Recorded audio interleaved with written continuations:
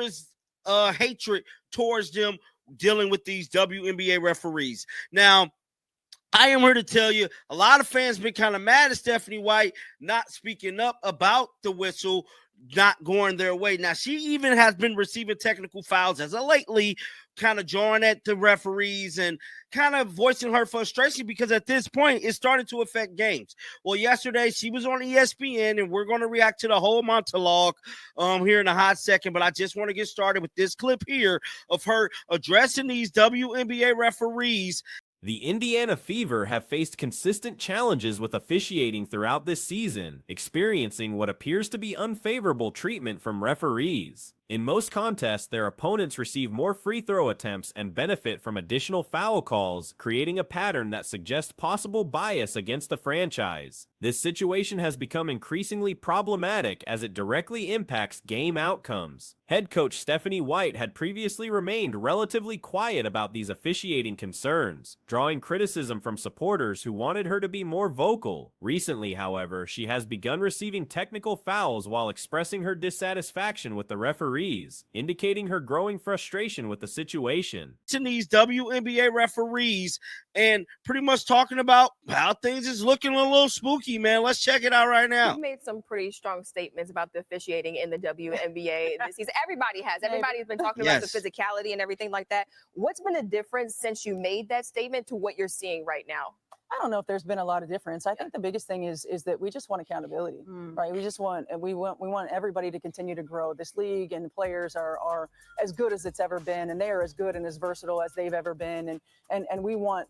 During a recent ESPN appearance, White addressed the league's officiating standards and the increased physicality in games. When questioned about her previous statements regarding WNBA referees, she emphasized the need for accountability across all aspects of the league. White explained that the league and its players have reached unprecedented levels of skill and versatility, making it crucial for officiating to match this elevated standard of play. Regarding the heightened physical nature of recent games, White noted that athletes will always push boundaries to the extent that officials permit. And we want that trend to continue to grow in all facets of our league. And no one has been shy about speaking up about it. No. The players deserve it. Our game deserves it. And why has it been so physical? Like, I've noticed that just watching the games, and I get it. You want to go out there and be physical. You want to go out there and be tough, but it does feel a little bit different this season. I think as players, you will always be as physical as they will allow. I mean, these are the ultimate competitors, right? The best in the world at what they do.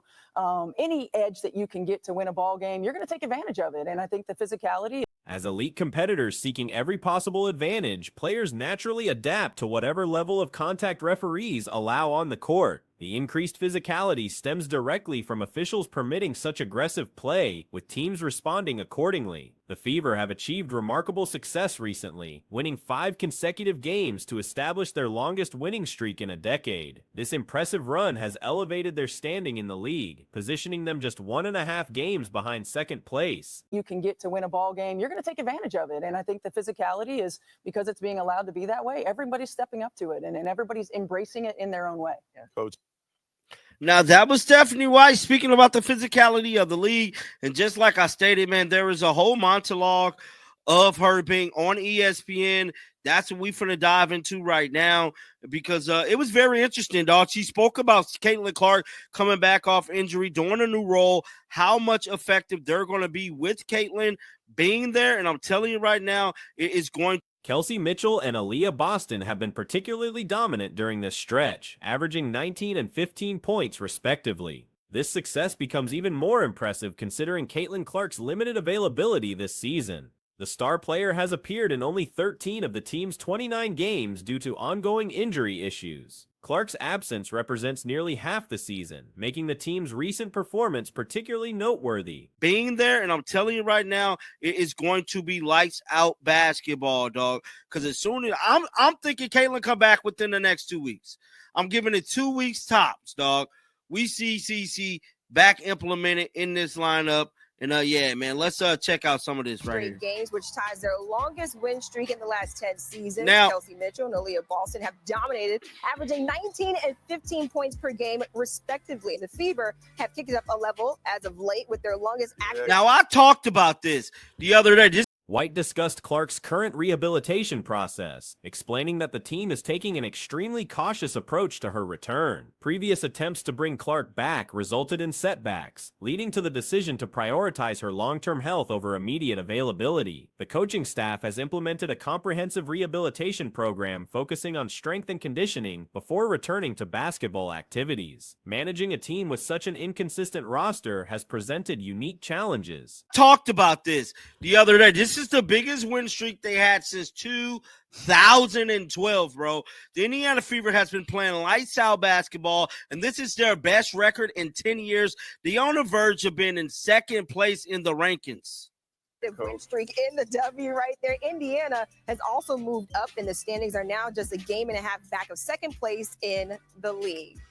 And how lucky are we? We've got head coach Stephanie White live in studio here with us. Thank you so much for taking the time. And just as I mentioned, you guys. Clark's playing style requires significant offensive adjustments when she's available, as her court presence creates different strategic opportunities. When she's absent, the team adopts a smaller, more versatile lineup that offers different defensive advantages. The current roster's adaptability has been crucial to their success. Players have embraced their changing roles without complaint, focusing on team success rather than individual statistics. For taking the time, and just as I mentioned, you guys won 5 straight games. How are you guys finding ways to win games, especially without Caitlin Clark on the floor? Yeah, we're really just finding a way. I think chemistry, continuity, this is a team that really pulls for each other. It's a really deep team. So you can't really key on one or two players without Caitlin on the floor, especially. And they've got connectivity on both ends. I think our defense has improved. Offensively, we're moving the ball, getting a lot of players' touches. The ball's finding the right shot. And it's just been a really fun group to coach. They've been incredibly resilient. Yeah, and speaking of Caitlin Clark, she's only played. This selfless approach has created strong chemistry and connectivity both on and off the court. The team's recent Commissioner Cup victory against Minnesota, achieved without Clark, demonstrates their depth and resilience. Defeating the league's top-ranked team on their home court while missing their star player highlights the squad's collective strength and determination. With Clark potentially returning within the next 2 weeks, the team's prospects look even brighter. It's just been a really fun group to coach. They've been incredibly resilient. Yeah, and speaking of Caitlin Clark, she's only played 13 of 29 games. She's been in and out of the lineup, obviously. Think that Caitlin Clark has only played 13 out of 29 games this season.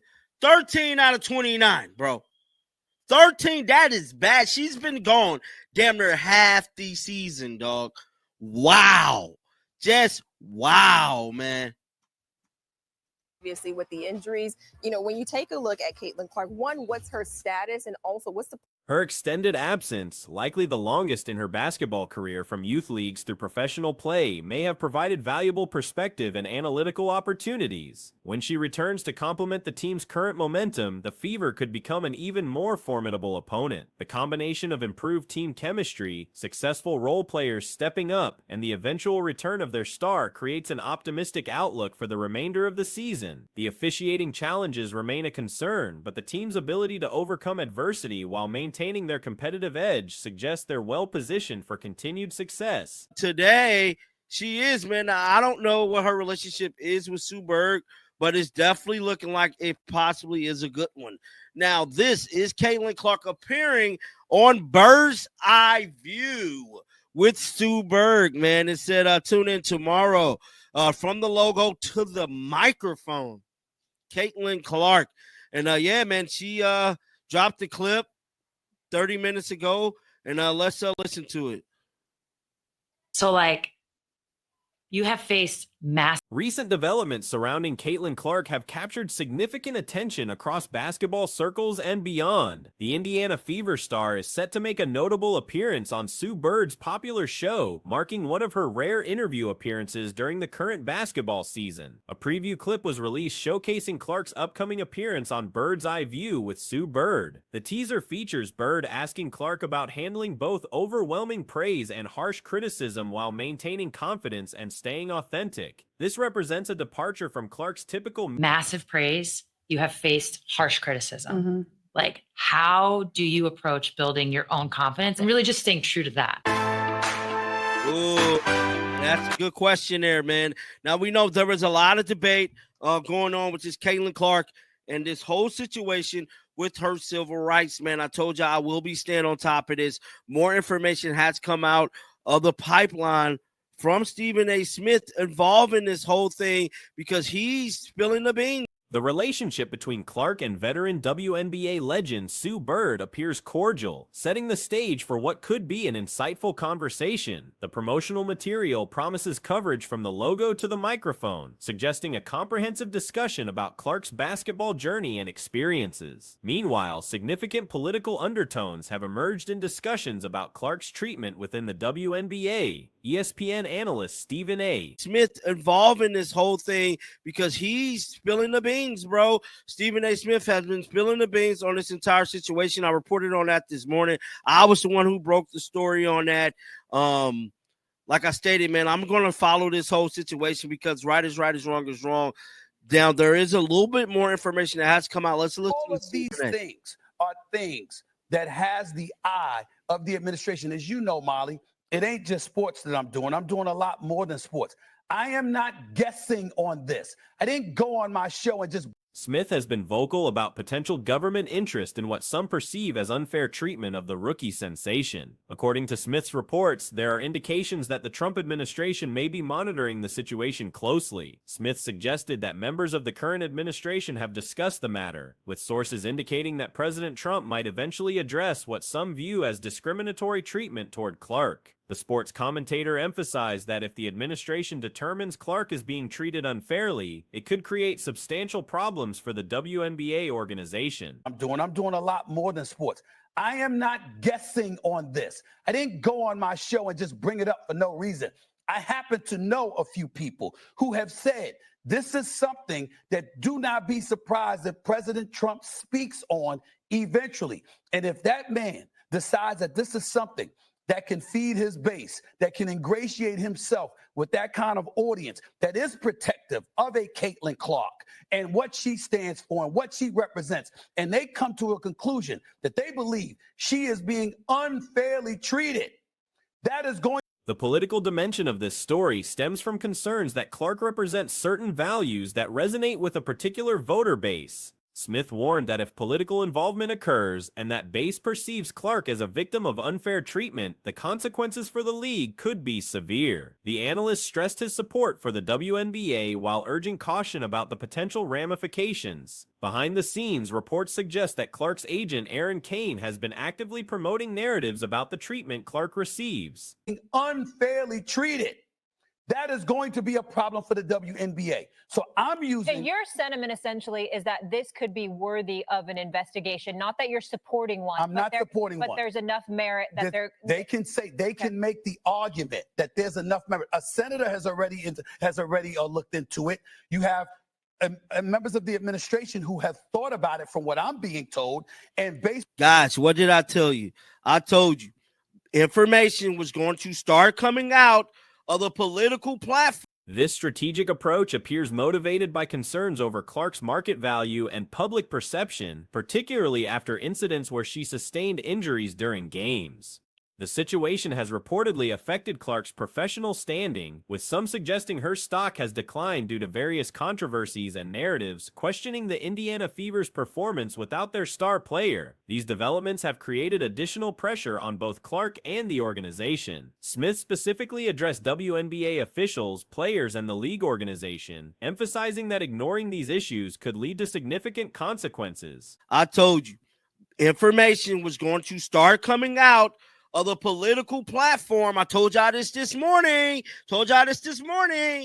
Of possible President Trump looking into this whole Caitlin Clark situation. Now, I hate to keep beating the dead drum, bro, but this thing is looking spooky. And I'm telling you right now, the WNBA is going to be put in the hot seat of a lifetime. They thinking throwing green machines or something. Wait until this comes to a head, and it's on the front page of every news station, every newspaper. He referenced a Wall Street Journal article that appeared shortly after players wore controversial t-shirts, suggesting the timing was not coincidental given upcoming collective bargaining negotiations. The sports analyst drew parallels to previous situations involving political intervention in professional sports, noting President Trump's history with the NFL and his known interest in sporting events. Smith warned that if the political base embraces a narrative of Clark's victimization, the resulting scrutiny could be problematic for the entire league. Recent celebrations for Clark included a birthday tribute from her teammates, featuring a guitarist performing Don't Stop Believing. These lighter moments provide contrast to the more serious discussion surrounding her professional situation. Paper in the country. This is going to not just be nationwide news. This is going to be international news. And I'm telling you right now, Caitlin Clark is going to drop this thing on his head. Now, I talked about this in my video this morning. I told y'all, I'm getting word from sources behind the scene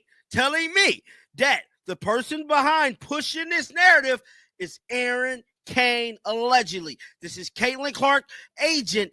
The WNBA trade deadline concluded without the Indiana Fever making any roster moves. This decision appears strategic given the team's recent success with 5 consecutive victories. The organization seemingly views their current roster construction as adequate for their goals. Clark's limited public appearances have made each media opportunity more significant.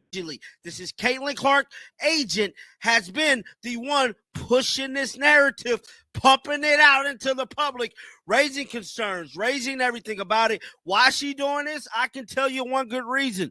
Caitlin Clark has now been hurt twice. Caitlin Clark's stock has now been went down. Now we got crazy narratives that the team ain't good without Caitlin and all these different damn things coming out. Guys, I'm telling you, this is getting spooky. Let's get back to this. Based on Trump's history with the NFL and him. Beyond occasional sideline appearances at games, her scheduled interview with Sue Bird represents one of the few chances for fans to hear directly from the polarizing figure who has become central to numerous league discussions. The convergence of sports, politics, and media attention around Clark's situation continues to evolve. Smith's warnings about potential government involvement add unprecedented stakes to what began as typical rookie adjustment challenges in professional basketball. As these various storylines develop, the basketball community watches closely to see how both on-court performance and off-court narratives will shape Clark's career trajectory and the broader WNBA landscape moving forward.